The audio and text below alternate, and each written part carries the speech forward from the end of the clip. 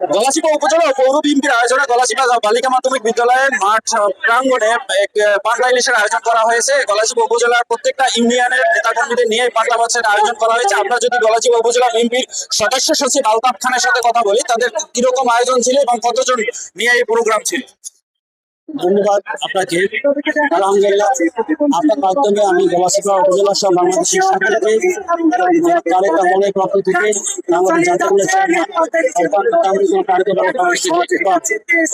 গণঅধিকার পরিষদের চেয়ারম্যান, আমাদের গলাচিপা 10 অঞ্চলের মানুষের নয়নমন্ত্রী, আমি সংসদ সদস্য মাননীয় প্রতিনিধি জনাব এপি নুরুল পক্ষ থেকে আপনার মাধ্যমে আমরা সকলকে নববর্ষের শুভেচ্ছা জানাচ্ছি।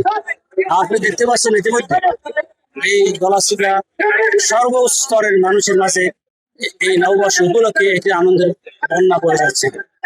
আমাদের এখানে গলাচিপা উপজেলা বিএনপি, পৌর বিএনপি, আমাদের সকল অঙ্গ সংগঠন সকলের উপস্থিতি আজকে প্রমাণ করে গলাচিপা বিএনপি একটি শক্তিশালী ইউনিট।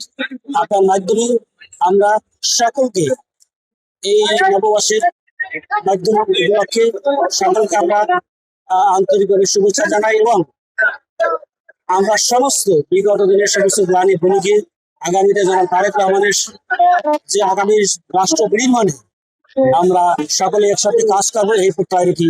ধন্যবাদ। সকালবেলা আমরা আজকের এই নববর্ষের দিনেই নতুন নতুন উন্নয়নমূলক কাজের আমরা উদ্বোধন করেছি। উপজেলা পরিষদের আধুনিকায়নের আমরা উদ্বোধন করেছি, একটা লাইব্রেরি উদ্বোধন করেছে। তো নতুন বছরে আমাদের অঙ্গীকার, জনগণ যে প্রত্যাশা নিয়ে আমাদেরকে ভোট দিয়েছে, এলাকার উন্নয়ন, মানুষের পাশে থাকা, সেটি যেন আমরা থাকতে পারি, এটি আমাদের প্রত্যাশা। এবং আজকের অত্যন্ত একটি আনন্দময় এবং উৎসবমুখর পরিবেশে এই পয়লা বৈশাখ গলাচিপার মধ্যে একটি উপজেলা পরিষদ থেকে হয়েছে, উদযাপিত হচ্ছে। এবং এখানে বিএনপি, গণ অধিকার, উপজেলা প্রশাসন সকলকে আমি ধন্যবাদ জানাই।